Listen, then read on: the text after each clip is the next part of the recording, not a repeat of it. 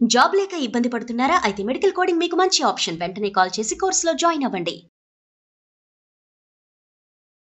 నమస్తే, welcome back to Suman TV. నేను మీ సంజయ్. ఈరోజు మనతో పాటు ఉన్నారు Telangana high court advocate K V Rama Rao garu. సార్తో మాట్లాడుకుని విషయాలు తెలుసుకుందాం. నమస్తే సార్. నమస్తే సంజయ్. సార్, మనం రీసెంట్గా చేసుకున్న ఒక వీడియోకి ఒక కామెంట్ వచ్చిందండి. మీరు ఎప్పుడు మహిళల హక్కుల గురించే మాట్లాడతారా, మహిళల సంరక్షణ గురించే మాట్లాడతారా, అబ్బాయిల సంరక్షణ గురించి మాట్లాడరా అని చెప్పేసి కామెంట్ చేశారండి. అదే కామెంట్ కింద ఇంకా తరహాలో చాలా రిప్లైస్ అనేవి వచ్చేవండి. తెలిసింది ఏంటంటే, ఈ మధ్య అబ్బాయిల్ని కూడా అమ్మాయిలు వేధిస్తున్నారు. కొన్నాళ్ళు రిలేషన్షిప్లో ఉండి, లేకపోతే ప్రేమతోటి, అంటే లవ్ అనే పేరుతో తిరిగి కొన్న సంవత్సరాలు నెలలో ఉండి మనతో రిలేషన్లో లాస్ట్లో సంథింగ్ విడిపోయే సందర్భంలో వేధిస్తున్నారు. మీపై రేప్ కేసులు పెడతాం, నాకు ఇంత మనీ ఇవ్వండి, ఇలాంటి తరహాలు కూడా చూస్తున్నాము. అలాంటి సమయంలో మేము ఏం చేయాలి, అబ్బాయిలకంటూ హక్కులు లేవా, ఏంటి మా పరిస్థితి అని చెప్పేసి కామెంట్స్ వచ్చినాయండి. అసలు ఏంటంటారు, ఇలాంటి సందర్భంలో అబ్బాయిలు ఏం చేయాలంటారు? ప్రేమించిన వ్యక్తి, అంటే ప్రేమించిన అమ్మాయి కానీ వేధిస్తే ఏంటంటారు పరిస్థితి, అబ్బాయిల పరిస్థితి? సంజయ్ గారు, ఇది అంతా ఒక ట్రెండింగ్ నడుస్తున్న విషయమే. పాతకాలపు రోజుల్లో ప్రేమలు అంటే అవి వేరే చూపులతోనే, ఏదో క్లాసుల్లో గోడచాటుకు చూస్తే ప్రేమలు అనుకున్నాం. ఇప్పుడు ప్రేమలు కావవి.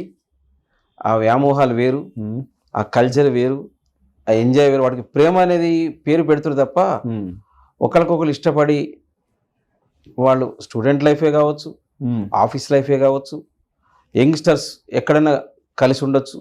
ప్రేమకి ఏమి హద్దులు లేవు. ప్రేమ ఏమి గుడ్డిదంటగా గుడ్డిదేం కాదు. అన్ని చూసే చేస్తున్న ఎంజాయ్ ఇది. ఇష్టపడుతున్నారు, తిరుగుతున్నారు, నెలలు తిరగచ్చు, 2 నెలలు తిరగచ్చు, కలిసి ఉంటారు. దానికి ప్రేమ పేరు పెడుతున్నారు, వాళ్ళకి కావాల్సిన ఎంజాయ్ చేస్తున్నారు. మీరు చెప్పినట్టు ఒక అమ్మాయి అతని ద్వారా ఏం ఆశించిందో అది ఫుల్ఫిల్ కాకపోతే అతన్ని వేధించడం స్టార్ట్ చేస్తారు. ఆ స్టార్ట్ చేసిన దానికి రకరకాల పేర్లు పెడతారు.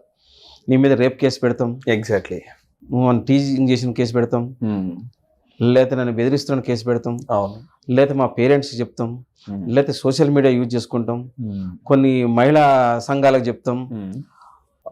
అంటే సరే, అబ్బాయి అమ్మాయి ఇద్దరు ఒకే యుక్త వయసులో ఉన్నప్పటికీ కొంత మెచ్యూరిటీ ఎక్కువ ఉన్న అమ్మాయిలు అబ్బాయిలను వేధిస్తున్నమాట నిజమే.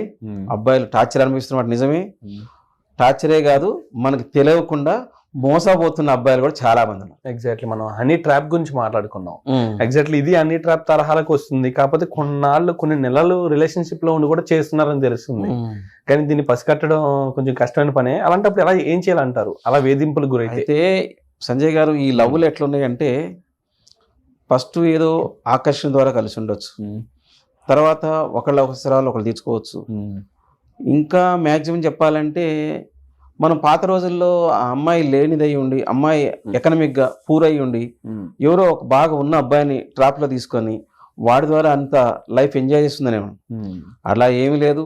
కొంతమంది జాబ్ కల్చర్లో ఉన్నవాళ్ళు, అమ్మాయి అదే స్థాయిలో ఉండి డబ్బుల విషయంలో, అబ్బాయి అదే స్థాయిలో ఉండి వాళ్ళ అవసరానికి ఎంజాయ్ చేసి, ఆ అబ్బాయి ఆమె అనుకున్న స్థాయిలో రీచ్ కాకుండా, ఆమె అనుకున్నంత ఇష్టంగా లేకుంటే అతను వదిలించుకోవడానికి ఏదో ఒక మార్గాన్ని ఎత్తుకుంటారు.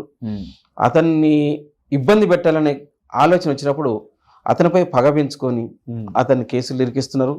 కేసులు పెడతామని బెదిరించి కొన్ని మనీ సెటిల్మెంట్ కూడా చేసుకుంటారు. ఇది బాగా నడుస్తుంది. అవును సార్, ఎగ్జాక్ట్లీ. ఇలాంటి సందర్భంలో ఏం చేయాలంటారు? అబ్బాయి డబ్బులు ఇచ్చేసి ఊరుకోవాలంటారా? అంటే ఏమడుగుతున్నారంటే, మనకంటూ చట్టాలు లేవా, అమ్మాయిలు అబ్బాయిల మీద వేధిస్తే మనకి ఏం చేయాలి, మన పరిస్థితి ఏంటి అని చెప్పేసి అడుగుతున్నారు. ఏం చేయాలంటారు?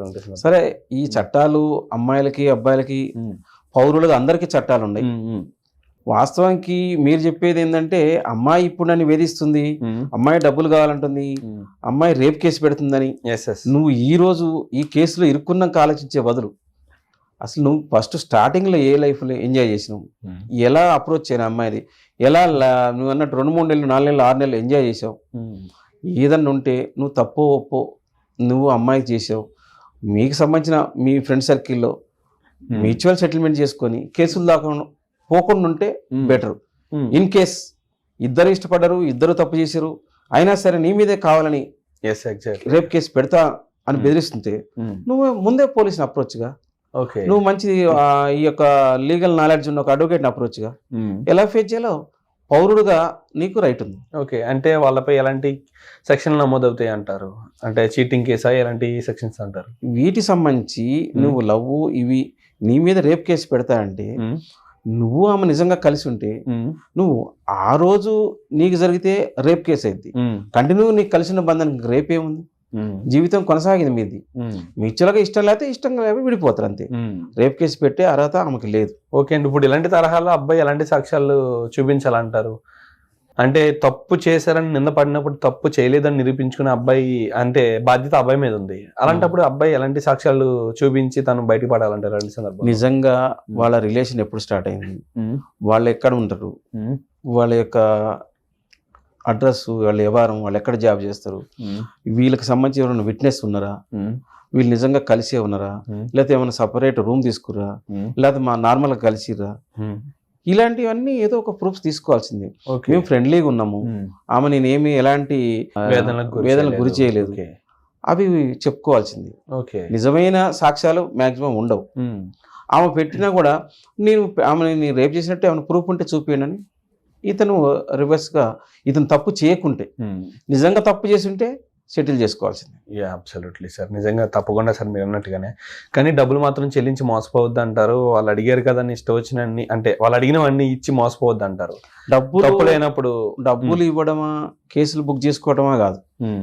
నిజంగా నువ్వు ఏదైతే పార్ట్నర్ని లవ్వే కానీ ఏదన్నా కానీ మ్యూచువల్ కానీ నువ్వు ఎంజాయ్ చేయాలనుకున్నా కలిసి ఉన్నప్పుడు ఆమెనా నువ్వైనా ఇష్టంగా కలిసి ఉండాలా, ఇష్టంగా విడిపోవాలి. అంతేగాని కేసులు దాకపోయినప్పుడు నువ్వు పర్సనల్గా ఆమె నిన్ను పెట్టే ఇబ్బందులకి నువ్వు సూసైడ్ చేసుకుంటా, లేదా హ్యాంగింగ్ చేసుకుంటా, మెంటల్కి పిచ్చోడైపోతా అనే భావన ఏ జంటు రావడానికి వీలు. జంట్ అయినా లేడీ అయినా సరే ఒకళ్ళ వల్ల మనం సఫర్ అవుతున్నాం అన్నప్పుడు లీగల్గా అప్రోచ్ కావాలా, క్రిమినల్ కేసులు పెట్టాలి, సెటిల్ చేసుకోవాలి. Absolutely sir, thank you sir, thank you very much sir. చావు మాత్రం మార్గం కాదంటారు ఇలాంటి వాటికి. రైట్ సంజయ్.